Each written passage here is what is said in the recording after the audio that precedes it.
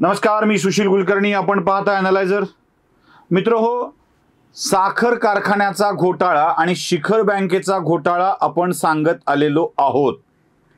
खंड पडतो मध्ये मध्ये, जरासा अभ्यास करावा लागतो, नवीन माहिती घ्यावी लागते, ती समजून घ्यावी लागते आणि मग तुम्हाला सांगण्यासाठी सज्ज व्हावं लागतं. हा घोटाळा असा विचित्र आहे ना की त्याला समजून घेता घेताच नाकी नऊ येतं. म्हणून मग आधी समजून घेणे आणि मग मांडणे अशी ती प्रक्रिया आहे. चला, आजच्या 2 कारखान्यांचा विषय मी तुमच्या समोर मांडणार आहे. पण त्याच्या आधी मला एक वेगळी घटना सांगायच्या. 2 घटना आहेत.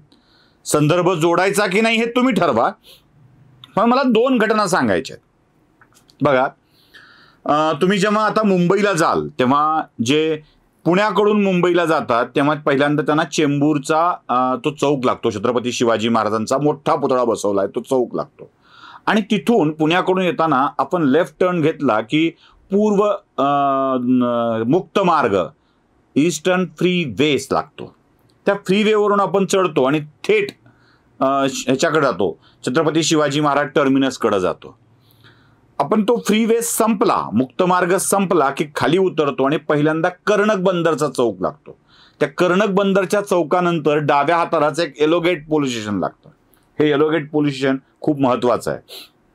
अख्खा सागरी किनारा, गोदी ज्याला आपण तो बंदर भाग म्हणतो, बंदरे ज्याला म्हणतो बंदर, ते सगळं त्या येलोगेट पोलीस स्टेशनच्या हद्दीमध्ये येतं. ज्या काळामध्ये दाऊद इब्राहिम किंवा त्याचा मोठा गुरु हे सगळे अंडरवर्ल्डचे डॉन स्मगलिंगमध्ये गुंतलेले होते. म्हणजे गोदीतून माल बाहेर काढणे, मालाची चोरी करणे, स्मगलिंगचा माल बाहेर काढून देणे, हे सगळं ज्या वेळेला घडत होतं त्यावेळेला येलोगेट पोलीस स्टेशन खूप गाजलेलं होतं. काही वर्षापूर्वी म्हणजे एक घटना अशी घडली होती. दाऊद इब्राहिमचा त्या काळात नुकताच उदय झाला होता आणि दाऊदनी तिथे स्मगलिंगच्या मालामध्ये हात घालायला सुरुवात केली होती. सुरुवातीला टेप रेकॉर्डर काढणे, नवीन टेप रेकॉर्डर काढून घेणे, ते विकणे, काही कॅमेरेज विकणे, हे असले कामं सुरुवातीला त्या काळामध्ये चालत होते. म्हणजे स्मगलिंगचं जे काही टीव्ही, कॅमेरे, टेप रेकॉर्डर, म्युझिक सिस्टीम त्यावेळेच्या ज्या काही असतील त्या सगळ्या विक्रीला यायच्या आणि त्या स्मगल करून म्हणजे करचोरी करून मुंबईच्या बाजारात आणल्या जायच्या. तुम्हाला आठवत असेल, कर्णक बंदरच्या नंतर लगेच तुम्हाला रेल्वेचा पूल लागतो जो आता पाडला आहे, आणि त्यानंतर Crawford market, Manish market, Crawford market खूप जवळ असलेला भाग आहे तो. बहुतेक सगळी अजूनही तिथे असं म्हणतात की ते ग्रे मार्केट आहे, म्हणजे बिना पावतीच्या वस्तू मिळणारं मार्केट आहे, जिथे करचोरीचा माल सहजपणे मिळतो असं म्हणतात. आता काय परिस्थिती मला माहीत नाही, पण असं म्हणतात. आणि तिथे हे सगळे आयटम विकले जायचे. म्हणजे आजही तुम्ही जर त्या मार्केटला गेलात तर गॉगल घ्यायचा का, गॉगल कस्टमचा माल आहे, कस्टमचा माल. हे परफ्यूम घ्या, तुम्ही डिओ घ्या, बघा त्याच्यावर लिहिलं असतं चिकलठाणा MIDC तयार केलेला आहे. म्हणजे पण तो कस्टमचा माल म्हणून विकायची अजूनही सवय आहे. तर या स्मगलच्या मालाच्या काळामध्ये दाऊद इब्राहिम त्या काळामध्ये खूप मोठमोठी कांड करत होता. पेनिसिलिन फाउंडेशन, जे औषधासाठी वापरलं येतं फाउंडेशन, त्याची 7 पॅकेट चोरीला गेलेली आहे. आता पेनिसिलिन फाउंडेशन हे त्या काळामध्ये म्हणजे 75च्या आसपासची गोष्ट मी तुम्हाला सांगतोय, हे त्या काळामध्ये कोट्यावधी रुपयांच्या किमतीचं होतं, कोट्यावधी रुपयांच्या. असं म्हणतात की येलोगेट पोलिसांना, राज्यातल्या सरकारला, त्यावेळेसच्या गृह खात्याला याची पूर्ण कल्पना होती. मग त्या पेनिसिलिनच्या पाकिटमधल्या त्या पेनिसिलिनची 7 पाकिट चोरणाऱ्या चोरट्याला पकडलं गेलं. त्याच्याकडून ती पाकिटं जप्त केली गेली. तो चोरटा दाऊद इब्राहिम होतो असं म्हणतात ना, म्हणजे ह्या कथा आहेत सगळ्या. आणि मग पुढे या सगळ्या चोरट्यांना मुक्त केलं गेलं. ती निघून गेली, काय जे घडलं असेल ते घडलं असेल, पण ती पाकिटं कुठं गेली हे अजून कळलं नाही. असं म्हणतात की त्या पाकिटांचा झोल झाला, झोल. असो, चलो द्या, सोडून द्या, असे झोल होत असतात. अजून एक प्रकरण घडलं होतं, ओल्टाम प्रकरण, कोल्हापूर जिल्ह्यामध्ये. तुम्हाला ओल्टाम म्हणजे डुप्लिकेट दारू नाही, दारू, गावठी दारू, अवैध दारू ज्याला आपण म्हणूया. डुप्लिकेट नसते ती, अवैध दारू असते. दारूच असते, फक्त ती अवैध असते, म्हणजे परवानगी नसताना गाळलेली असते. तर ती अवैध दारू पकडली होती आणि ती अवैध दारूमुळं 4 लोकांचा मृत्यू झाला होता, अवैध दारू पिल्यामुळं. ओल्टाम प्रकरण त्याला म्हणतात, कोल्हापूर जिल्ह्यातलं. आणि या ओल्टाम प्रकरणामध्ये 2 एक्साईज इन्स्पेक्टरचा देखील यात मृत्यू झाला होता. म्हणजे 2 सामान्य माणसं आणि 2 एक्साईजची इन्स्पेक्टर, या दोघांचा मृत्यू झाला होता. आणि असं ठरलं की संपूर्ण एक्साईज खात्यालाच काढून टाकायचं, सस्पेंड करून टाकायचं असं त्यावेळेला ठरलं होतं. त्यावेळेला राज्याचे मुख्यमंत्री कोण होते मला नक्की आठवत नाही, पण तुम्हाला अंदाज येऊन जाईल मला काय म्हणायचं आहे ते. तर काढायचं ठरलं, पण काही जणांनी मध्यस्थी केली आणि सांगितलं की बाबांनो नका काढू.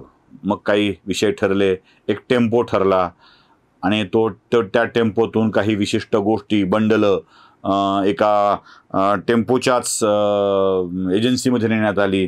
त्या एजन्सीहून त्यांना एका हॉटेलात पाठवण्यात आलं आणि तिथे त्या बंडलांची, आता बंडलं कशाची मला विचारू नका, तुम्हाला कळतं ना. म्हणजे मी सगळं जर सांगितलं तर होतं असं की मग उगीच मला लोक गुन्हा वगैरे दाखल करतात, त्यामुळं तुम्हाला कळतं बऱ्याच गोष्टी. तर ती बंडलं शिफ्ट झाली वगैरे वगैरे. पहिल्यांदा चिरोलीला गेली, चिरोलीहून इकडे तिकडे आली, असं काहीतरी झालं. आता ह्या 2 कथा मी तुम्हाला का सांगितल्या असतील तर उगाच काही कारण नाही. म्हणजे शिखर बँक घोटाळा याचा काही संबंध नाही, बँकेचा घोटाळ्याचा याच्याशी काही संबंध नाही. कदाचित घोटाळ्यात असलेल्या व्यक्तीचा संबंध असू शकतो. म्हणजे तुम्ही बघा, म्हणजे राज्यात सरकारमध्ये येताना पासूनच काही मंडळी हे भ्रष्टाचाराचे धडे घेत होती. आता पुढे जाऊया. 2 साखर कारखान्यांच्या मशिनरीची विक्री झाली आहे, 2 साखर कारखान्यांची, आणि ती कोण घेतलेत हे पण बघणं आवश्यक आहे. एक आहे संजय सहकारी साखर कारखाना धुळे. याची मशीन विकली गेली आहे 3.52 कोटी रुपयांना. म्हणजे हा कारखाना स्थापन झाला आणि 2-4 वर्षात ऊसाची उपलब्धता नसल्यामुळे गाळप करू शकला नाही आणि गाळप करता आलं नाही म्हणून या कारखान्याची हालत खस्ता होत गेली आणि कारखाना बंद पडला. संजय सहकारी साखर कारखाना धुळे. जवळपास 7.5-8 कोटीचं कर्ज या कारखान्यावरती होतं आणि तो कारखाना विक्री करण्याचा निर्णय झाला, अवसायनात काढण्याचा निर्णय झाला. विक्री करण्याचा नाही, अवसायनात काढण्याचा. आणि मग या कारखान्याची मशिनरी पहिल्यांदा विकायचं ठरवलं. मग मशिनरी विकायची असेल तर त्याची एक रिझर्व्ह कॉस्ट, त्याला राखीव किंमत म्हणतो, ती ठरवावी लागते. निविदा मागवाव्या लागतात. मग त्या मशीन विकल्यानंतर मग त्याची 200 एकर जमिनीचं काय करायचं, तिथल्या घराचं काय करायचं, बाकीच्या पैशाचं काय करायचं, याचा निर्णय घ्यावा लागतो. मग मशिनरीच्या निविदा काढल्या नाही, त्याची राखीव किंमत ठरवली नाही आणि राष्ट्रवादी काँग्रेसच्या एका मंत्र्याला आपल्या जिल्ह्यामध्ये कारखाना काढायचा होता आणि त्यांनी तो कारखाना काढण्यासाठी म्हणून सांगितलं की साहेब मला मशीन द्या. काय देणार मशीनचे? देईन काहीतरी. 7.5-8 कोटीचं कर्ज, मशीन बाहेर काढल्या गेली. एका खाजगी साखर कारखान्याला 3.5 कोटी रुपयांना विकल्या गेली. 3.52 करोड रुपये, 3,52 लाख रुपयांना ही मशिनरी विकल्या गेली.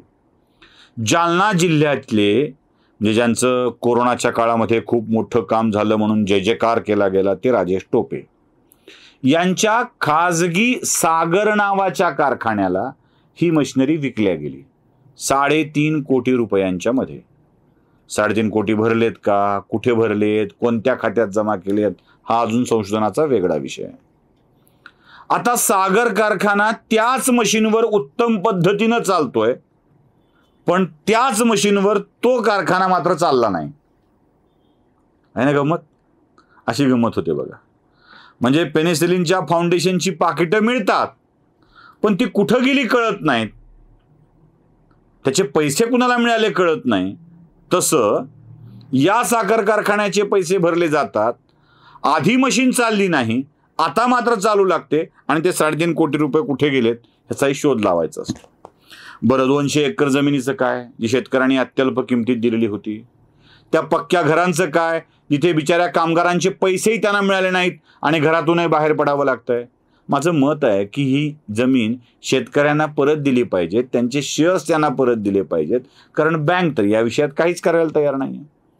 एक कारखान्याची पूर्ण मशिनरी 3.5 कोटी रुपयात घशात घातली आपल्या माणसाच्या, राजेश टोपे यांचा साखर कारखाना. दुसरा कारखाना अजून एक सांगायला पाहिजे, विदर्भातला हो, शेतकरी सहकारी साखर कारखाना धामणगाव. या धामणगावच्या कारखान्याची कहाणी अशीच. या कारखान्याची 18 कोटी रुपयांची देणी होती. किती? 18 कोटी रुपयांची देणी होती. आता मग विकून टाकायचा, अवसानात निघालाय, त्याला काढून टाका. आता ही 18 कोटीची गंमत तुम्हाला सांगतो. या कारखान्याचं मुद्दल कर्ज आहे 5,54,00,000. किती? 5,54,00,000 आणि या 5,54,00,000वरचं व्याज आहे 13,23,00,000. डोकं गरगरतं. मला तर कधी कधी आपण हे का सांगतोय असा प्रश्न माझ्यासमोर नेहमी पडत असतो. का सांगतोय आपण हे सगळं? फार मस्त आहे होय, म्हणजे इतकी कहाणी छान आहे ना. अरे 5 कोटीचे 10 कोटी होईपर्यंत वाट बघितली असती मी समजू शकतो. व्याजाचे 13 कोटी, मुदलाचे 5 कोटी झाले 18 कोटी. 19 कोटीच्या घरात चाललंय ते, कारण 54,00,000 मी मुद्दलचे सांगितलेत नाहीत आणि 23,00,000 व्याजाचे वरचे सांगितले नाहीत. 19 कोटीपर्यंतचा खेळ चाललाय 5.5 कोटीच्या खेळाचा. 4 पट चाललंय ते. आता आम्ही बोंबा मारतोय की व्याजाची रक्कम आणि मुदलाची रक्कम मिळून दुपटीपेक्षा अधिक होऊ नये. हे सगळे आपण बोंबा मारतोय सगळ्या. 19 करोड रुपये होईपर्यंत हे सगळे शांत राहिले, काही नाही. आणि म्हटलं आता हे सगळं चालवण्याच्या पलीकडे गेलंय, ह्याला विकून टाकलं पाहिजे. चला चला चला चला विका विका विका विका. गोंधळ झाला, गलका झाला. पुन्हा आपलं बोलवलं गेलं आणि एका कारखान्याला ते विकल्या गेलं. बरं, कारखान्याला पुन्हा मराठवाड्यातच आलं ते, त्याच जालना लोकसभा मतदारसंघात. पैठण नावाचं गाव, या पैठणमध्ये शरद साखर कारखाना उभा राहिला. घोडके नावाच्या एका माजी मंत्र्यांनी हा कारखाना उभा केला आणि कारखान्याला नाव दिलं शरद सहकारी साखर कारखाना. मग तिथल्या धामणगावच्या शेतकऱ्यांच्या अस्ताला गेलेल्या सूर्यानंतर शरदाचं चांदणं पडलं ते पैठण तालुक्यामध्ये आणि या कारखान्याच्या मशिनरी 3,36,00,000 रुपयाला शरद सहकारी साखर कारखान्याला विकल्या गेल्या. मजा आहे ना. 18 कोटी रुपयाचं कर्ज वसूल करायचंय. तिथेही शेकडो एकर जमीन पडून आहे, तिथेही घरं बांधलेली पडून आहेत, शेतकऱ्यांचे पैसे पडून आहेत. सरकारकडून करायचे थक हमीचे पैसे घेतलेत का नाही माहीत नाही. ते किती कोटी उचललेत की या दोन्ही कारखान्यांचे, काही पत्ता नाही कुणाचा कुणाला. हपापाचा माल गपापाला देऊन टाकला. जशी पहिली किस्सा सांगितला ना, पेनिसिलिनचं फाउंडेशन भारतात आणलं कोण, चोरलं कोण, ताब्यात घेतलं कोण, गेलं कुठे, येलो गेटला विचारायला पाहिजे. ती 2 माणसं मेली काय, अख्खं डिपार्टमेंट सस्पेंड करायचा निर्णय झाला काय, सस्पेंड केले नाहीत काय, बदल्या काय झाल्या आणि त्यात काहीतरी बरंच घडलं. या सगळ्याच्या मध्ये तुम्हाला असं नाही का जाणवत की आम्हाला अंधारात ठेवून नको त्या गोष्टी घडवल्या जातात आणि आम्ही याचे मूक प्रेक्षक बनत राहतो. अहो, वर्षानुवर्षापासून हे घडत आलंय. 75 पासून 2022 पर्यंत, म्हणजे 1975 पासून 2022 पर्यंत आमच्या डोळ्यात अशीच मिरचीची पूड टाकून लुटल्या जात आहे. आम्ही डोळे चोळत स्वच्छ करत बसतो आणि डोळे उघडल्यावर कळतं की आपलं सगळंच निघून गेलंय. आता उरली आहे ती फक्त अंडरवेअर आणि इज्जत झाकण्याच्या भयानं आपलंच अंग आपणच झाकून एका कोपऱ्यात राहतो. लुटलेले गेलेलेही आपणच असतो, लपलेलेही आपणच असतो आणि जो लुटारू असतो तो मात्र उजळ माथ्याने फिरत असतो. असंच उजळ माथ्याने फिरणाऱ्या लुटारूंना मी उघड करायचं की नाही हे मला नक्की तुम्ही सांगा. त्यासाठी मला तुमची एक मदत आवश्यक आहे. सबस्क्राईब करा, बघत राहा. तुमच्या सबस्क्रायबरचं बळच मला वाढवणार आहे, शक्ती देणार आहे. कारण तुम्ही जितक्या संख्येनं सबस्क्राईब करत राहाल तितक्याच माझा बळ वाढत राहील. त्यामुळे चॅनलचे सबस्क्रायबर नक्की वाढवा. धन्यवाद.